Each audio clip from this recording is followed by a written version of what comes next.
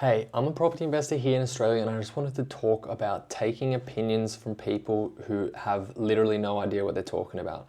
Now, a lot of people who are thinking about getting involved or start invest in property generally go to all the people around them that they are close with to get their investment advice.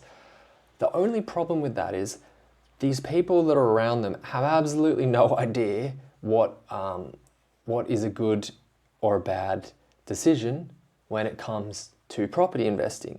And I'm just generally saying this, but what I mean is if the person has no experience doing the thing that you're getting advice from them about, then there's a very low chance that they're going to have any ability to give you accurate advice as to whether that will or not be a good investment decision. Now, for example, if I was looking to get advice on marriage, I wouldn't go to a person that is, whether they are or are not my friend, I wouldn't go to a person who has had like 3, 4 failed marriages, right?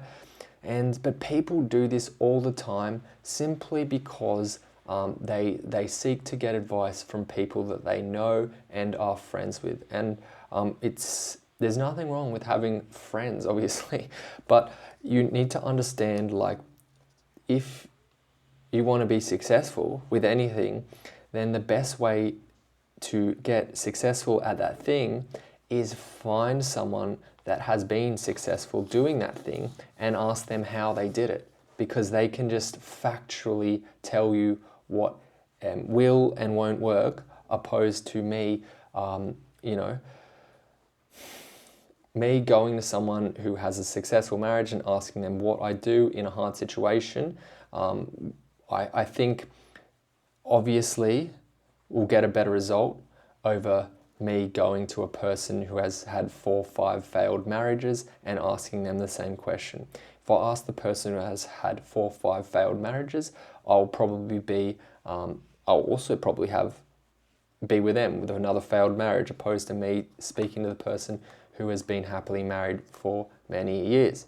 Now, I just wanted to touch on this again.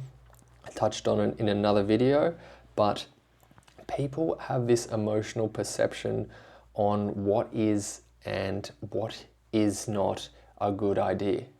And let me just explain that to you. So, as a surfer, because I'm a surfer, people think that it is extremely dangerous because you're going to die from a shark attack to go surfing. But the reality is, in Australia, there is about 26 million people. And from that 26 million people, about 1 to 3 people die from shark attacks per year. Okay? So, but the emotional perception is that swimming in the ocean or surfing in the ocean, you are at extremely, extremely high risk of dying from a shark attack.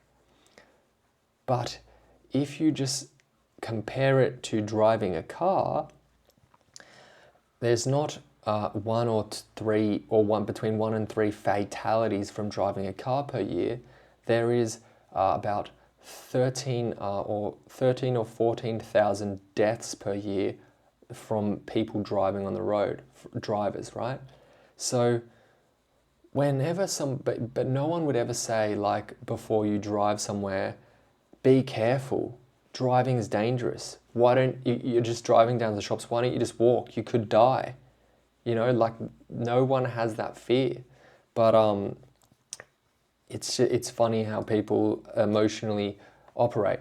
But yeah, the bottom line is, if you want to be successful with anything, seek advice from people that have done it, and try very hard to be logical and don't make your decisions using your emotions.